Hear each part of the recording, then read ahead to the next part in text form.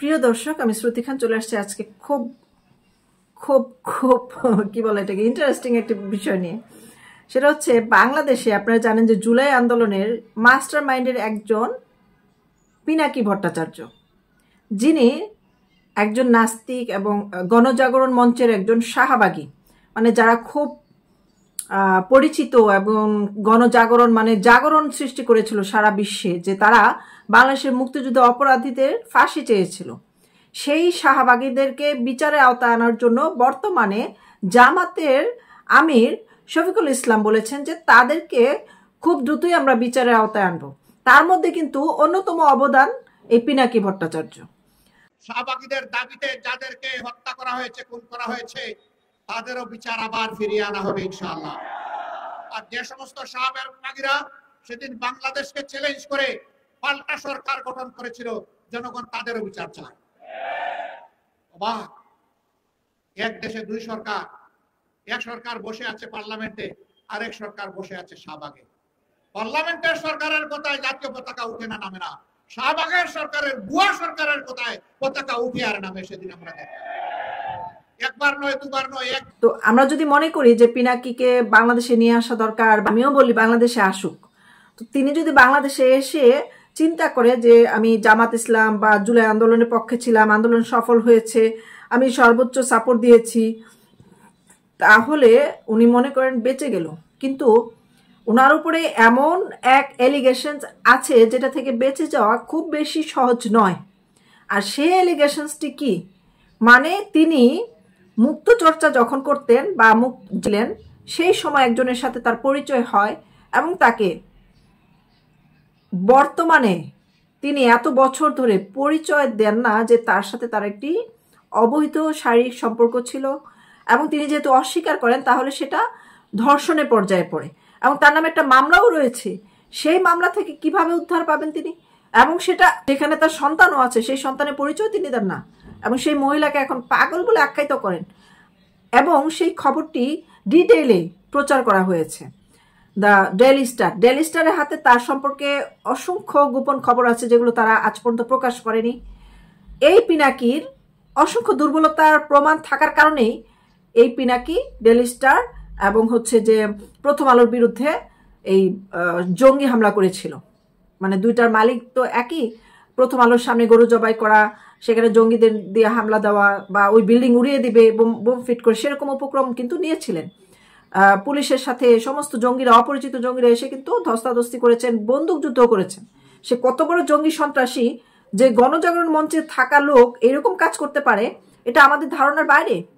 কারণ যে গণজাগরণ মঞ্চের যোদ্ধারা কেউই দেশে নাই, তারা প্রত্যেকে দেশ ছেড়ে চলে গেছেন। আওয়ামী লীগ সরকার তাদের সিকিউরিটি দিতে পারেননি এবং তাদের সাথে সম্পর্ক ঘনিষ্ঠতা বজায় রাখেননি, যদিও ৭১ চেতনাকে ধারণ করে সেই মুক্তিযুদ্ধ অপরাধীদেরকে ফাঁসির আওতায় আনার জন্য তার দাবি জানিয়েছিল। তাহলে আসুন জেনে নেই পিনাকি ভট্টাচার্যর উপরে যে ধর্ষণের এলিগেশন আছে এবং সে নাকি একজন দুর্ধর্ষ সাইবার সন্ত্রাসী, এটার প্রমাণ আমরা দেখেছি। তারা বলে আমরা যা চাইবো তাই হবে বাংলাদেশে, এবং তারা যা বলে তাই কিন্তু ঘটে। এবং তার সঙ্গে ইলিয়াসও জড়িত আছে, দুইজন মিলে জিলেই সবকিছু করে। চাঁদাবাজির কাজগুলো তারা করে থাকে, বিভিন্ন কোম্পানির বিভিন্ন নারী ঘটিত ব্যাপারে তাদেরকে দুর্বল করে বা তাদের সাথে পানির মতো ঢুকে যায়, গোয়েন্দাগিরি করে, তাদের ব্যক্তিগত জীবন সম্পর্কে জানে, তাদের বিভিন্ন ব্যক্তিগত এভিডেন্স জোগাড় করে, তারপরে ব্যবসায়িক বলেন বা ব্যক্তিগত জীবন বলেন সব কিছুর ব্যাপারে তারা খুব গভীরভাবে পর্যবেক্ষণ করে এবং বিভিন্ন ছোটখাটো ইস্যুকে বড় ইস্যুতে পরিণত করেন এবং সেটাকে দিয়ে ব্ল্যাকমেল করেন, বড় অঙ্কের চাঁদা দাবি করেন এবং বিদেশে বিলাসী জীবনযাপন করেন। তো চলুন জেনে নেই তার সম্পর্কে যে এলিগেশনসটা, সেটা নতুন প্রজন্মের কাছে তুলে ধরা অত্যন্ত জরুরি এবং তার যারা অনুসারী আছে তাদেরকে সচেতন করাও আমাদের নৈতিক দায়িত্ব। ওনাকে কেন সাইবার সন্ত্রাসী বলা হলো বা ধর্ষক এবং দেশদ্রোহী বলা হলো কেন? আমরা জানি যে তিনি ভেজাল ওষুধের মাধ্যমে বাংলাদেশে একটি গণহত্যার মতো প্রচেষ্টা চালিয়েছিলেন। সেখানে ধরা খাওয়ার কারণে তার নামে দেশদ্রোহী, রাষ্ট্রদ্রোহীর মামলা হয় এবং সেটি প্রমাণিত সত্য, যে কারণে তিনি চাইলে এখনো ডক্টর ইউনূসের মাধ্যমেও তিনি দেশে আসার সাহস পাচ্ছেন না। এবং ডক্টর ইউনূস নিজেও, মানে এই যে উপদেষ্টা মনে, তারা নিজেরাও চায় না যে তারা দেশে আসুক। তারা যারা ব্ল্যাকমেলার, তারা যে কোনো সময় তার নিজের মা, বোন, মেয়ে, তার স্ত্রী, যে কোনো পরিবারের যে কাউকে তারা ব্ল্যাকমেল করতে পারে। তাদের কোনো ধর্ম নাই, নৈতিকতা নাই। তো চলুন জেনে নেই তার সম্পর্কে যে এলিগেশনসগুলো আসছে সেই সম্পর্কে একটু ধারণা নিই। দুর্ধর্ষ সাইবার সন্ত্রাসী ও দেশদ্রোহী, যিনি একই সাথে ইসরায়েলি গোয়েন্দা সংস্থা মোসাদ ও পাকিস্তানি গোয়েন্দা সংস্থা ISI এর হয়ে কাজ করেন বলে অভিযোগ রয়েছে। ডেইলি স্টারের সামনে আমরা যাদেরকে দেখেছি তাদেরকে চিনি না, তারা কোত্থেকে এসে হঠাৎ করে আন্দোলনে জড়িয়ে পড়লো, কেউ চিনে না তাদেরকে। তারপরে একই সাথে দুই দেশের গোয়েন্দা সংস্থার প্রতিনিধি হয়ে কিভাবে কাজ করেন এই বিষয়ে অনুসন্ধান করেছেন আমাদের বিশেষ প্রতিনিধি জহুরুল হক, মানে ডেইলি স্টারের প্রতিনিধি এটি অনুসন্ধান করেছেন এবং প্রমাণিত সত্য সহ এই খবরটি প্রকাশ করেছেন। তারপরে দেখেন পিনাকি ভট্টাচার্যর রাজনৈতিক যে সহকর্মী ও সহপাঠী ডক্টর হারুন জোয়ারদার এর সাথেও কথা হয় এই প্রতিবেদকের। ডক্টর হারুন জানান আপাতমস্তক নাস্তিক ও গণজাগরণ মঞ্চের নেতা পিডি রাজনীতির সাথে জড়িত ছিল। একটি কথা আপনাদেরকে ক্লিয়ার করি, সেটা হচ্ছে আপাতমস্তক নাস্তিক, গণজাগরণ মঞ্চের নেতা বা সে কমিউনিস্ট, এখন এগুলা বিতর্কিত শব্দ কেন হচ্ছে? এগুলো তো অন্যরাও করে, বিতর্কিত হওয়ার তো কথা না। অন্য অনেকে আছেন এই মতাদর্শের সাথে সহমত পোষণ করেন, এই জন্য এটা প্রশ্ন উঠেছে তিনি তার যে মতাদর্শ বা নৈতিক আদর্শের জায়গা থাকার কথা ছিল সেখানে না থেকে নৈতিকতার অবক্ষয় করে তিনি দেশের বিরুদ্ধে কাজ করেছেন, যেটি সবচেয়ে বেশি অমানবিক, অমানসিক এবং পৈশাচিক চিন্তাভাবনা। সে কারণে এই বিষয়গুলো কিন্তু আজকে প্রশ্নের সম্মুখীন হয়েছে। তারপর চলুন জেনে নেই শহীদ জননী জাহানারা ইমাম এর রাজাকার বিরোধী আন্দোলনে ছিলেন সক্রিয়, মানে রাজাকার বিরোধী ছিলেন তিনি, বর্তমানে রাজাকারের পক্ষে চলে গেছেন। কথায় কথায় দেখবেন ইনকিলাব, জয় ইনকিলাব বলে, যেটা পাকিস্তানের স্লোগান।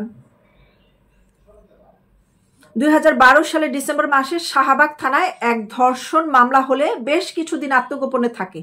2012 সালে তার নামে ধর্ষণ মামলা হয়। তারপরে 2013 সালের মার্চ মাসে তিনি দেশত্যাগ করেন।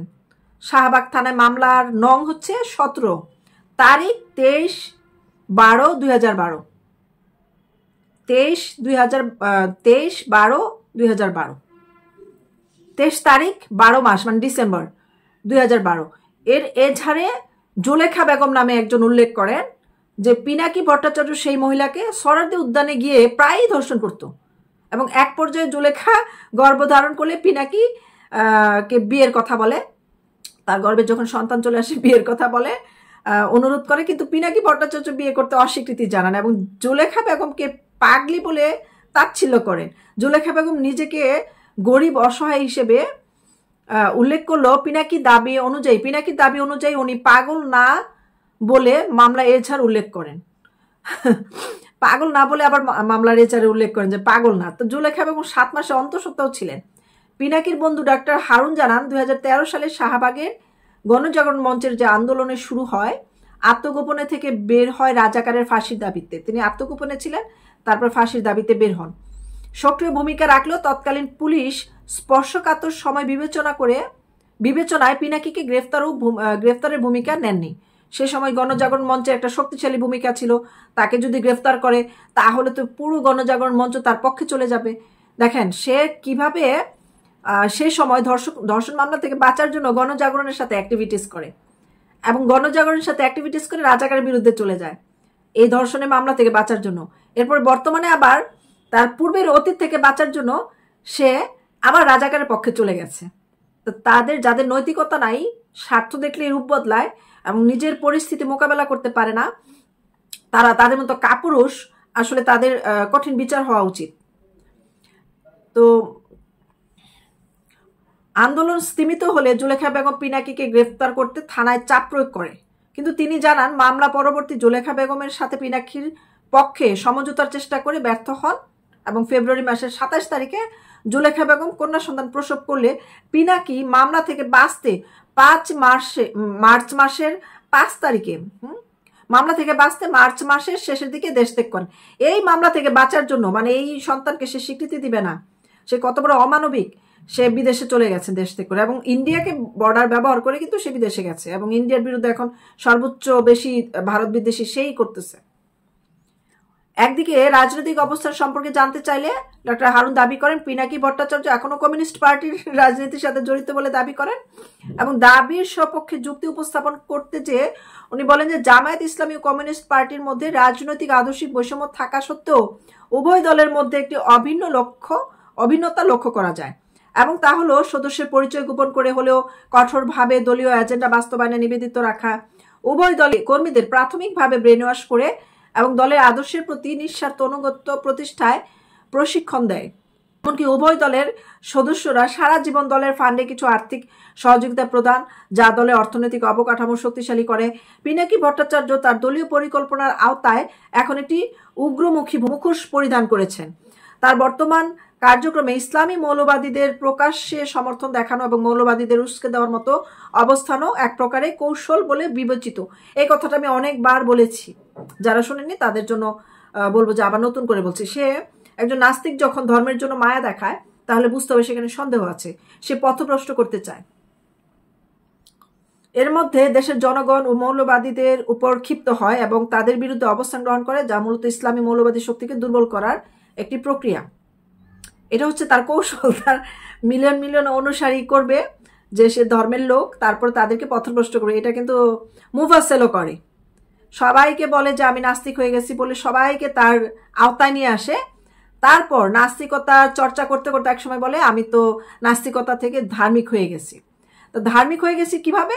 তখন কিছু যুক্তি পেশ করে, তখন সে আবার পীর হয়ে গেছে বর্তমান, তার আবার শিষ্যধরী, যারা আবার তার সাথে নাস্তিকতার চর্চা করতো তারা আবার তাকে এখন পীর বাবা বলে সম্বোধন করে।